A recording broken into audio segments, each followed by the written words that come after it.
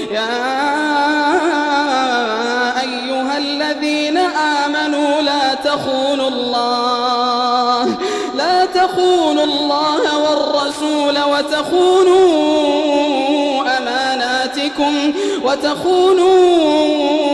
أماناتكم وأنتم تعلمون واعلموا أنما أموالكم وأولادكم فتنة وأن الله عنده أجر عظيم.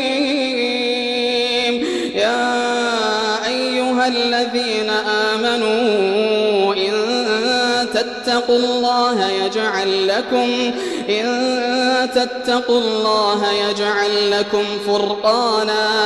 يجعل لكم فرقانا ويكفر عنكم سيئاتكم ويغفر لكم والله ذو الفضل العظيم.